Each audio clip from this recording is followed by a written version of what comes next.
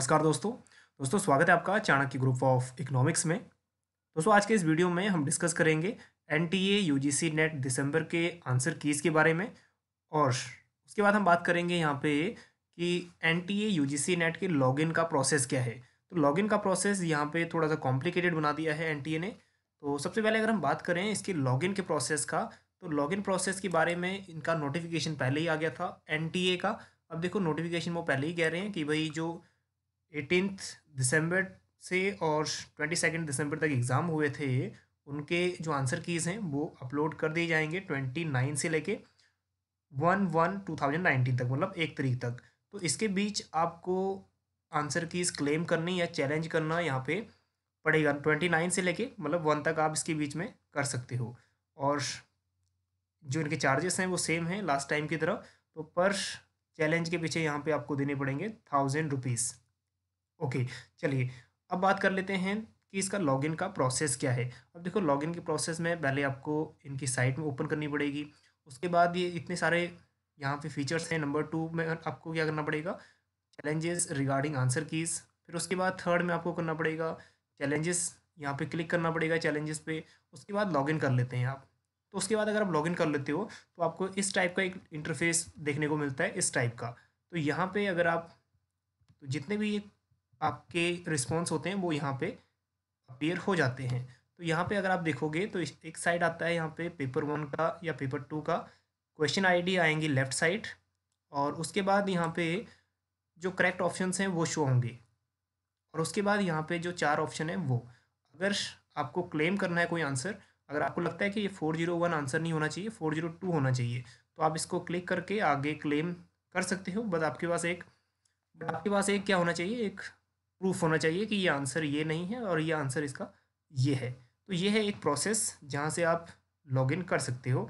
लेकिन अगर आपको इसमें थोड़ी प्रॉब्लम आ रही है और अगर आपका ये क्वेश्चन, आपको जितने भी आंसर हैं वो पता नहीं लगे, तो आप देख सकते हैं हमारे इस पीडीएफ में। तो पीडीएफ में आपको ईजिली अवेलेबल यहाँ पे पीडीएफ मिल जाएगी। और पीडीएफ में आपको इकोनॉमिक्स से जितने भी क्वेश्चन हैं उनके आंसर टिक मिल जाएंगे। तो चलिए अब यहाँ पे हम बात करते हैं इकोनॉमिक्स के पेपर की। तो इकोनॉमिक्स का पेपर थोड़ा मॉडरेट था, काफ़ी कॉम्प्लिकेटेड भी नहीं कह सकते और थोड़ा इजी भी नहीं कह सकते। तो मतलब एक मॉडरेट, तो मतलब जितने भी क्वेश्चंस हमने यहाँ पे लगभग अपने बैच में भी किए थे इकोनॉमिक्स के, तो काफ़ी क्वेश्चंस आए हैं यहाँ पे। और काफ़ी क्वेश्चंस की रिपीटेशन भी हुई है।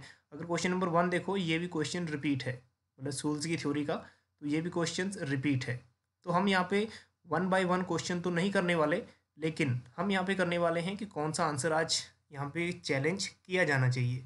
तो अगर आपके पास कोई ऐसे क्वेश्चंस हैं जिनको चैलेंज किया जाना चाहिए, तो आप हमें कमेंट में ज़रूर बता देना कि भाई ये वाला क्वेश्चन चैलेंज किया जाना चाहिए। क्योंकि आप इंडिविजुअली अगर इतने सारे क्वेश्चंस चैलेंज करोगे तो आपको 1000 रुपीज़ के हिसाब से काफ़ी रुपीज़ आपको देने पड़ेंगे। तो इस हिसाब से अगर आपके पास क्वेश्चंस हैं तो हमें सेंड कर देना, हम उसको चैलेंज कर देंगे अगर हमारे पास कोई प्रूफ हुआ। तो एक क्वेश्चन है यहाँ पे, क्वेश्चन नंबर 40 है। तो क्वेश्चन नंबर 40 हम यहाँ पे एंटर कर लेते हैं, क्वेश्चन 40। सो दैट इज़, तो अगर हम बात करें इस क्वेश्चन की, तो इस क्वेश्चन में है which of the following are the objective of commission for agriculture cost and prices. मतलब CACP के बारे में बताना है, इसमें क्या है, मतलब कौन सा स्टेटमेंट ट्रू है। तो अगर हम बात करें नंबर 1, तो नंबर 1 तो बिल्कुल ट्रू है। क्या क्या क्या कह रहा है कि to ensure meaningful real income level to the farmers. तो ये वाला क्योंकि फार्मर को प्रोटेक्ट करता है और फार्मर्स के जो इनकम लेवल है उसको इंक्रीज भी कर सकता है, क्योंकि यहाँ पे मिनिमम सपोर्ट प्राइस डिसाइड करता है CACP। और उसके बाद कह रहा है टू स्टेबलाइज एग्रीकल्चरल प्राइजेस, तो एग्रीकल्चर प्राइजेस को भी स्टेबलाइज कर सकता है।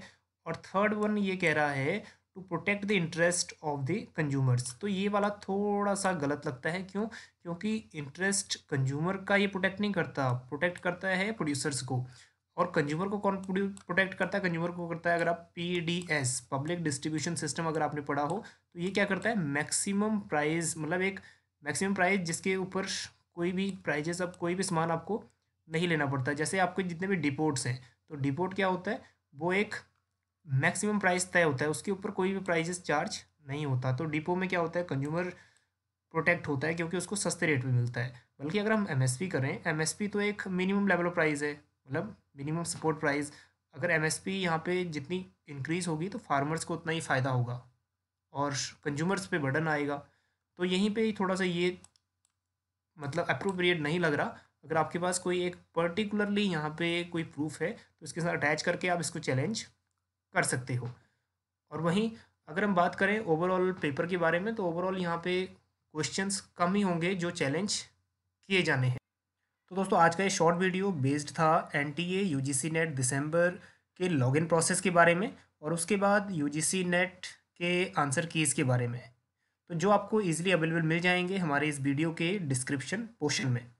बाकी चाणक्य ग्रुप ऑफ इकोनॉमिक्स अपने ऑनलाइन बैचेस मतलब यूजीसी नेट पेपर 1 के लिए और यूजीसी नेट पेपर 2 इकोनॉमिक्स के लिए स्टार्ट करने वाला है जनवरी लास्ट से, तो आप उसको भी ज्वाइन कर सकते हैं। तो बाकी यूजीसी नेट पेपर 1 की वीडियोस के लिए और इकोनॉमिक्स की वीडियोस के लिए आप बने रहिए चाणक्य ग्रुप ऑफ इकोनॉमिक्स के साथ।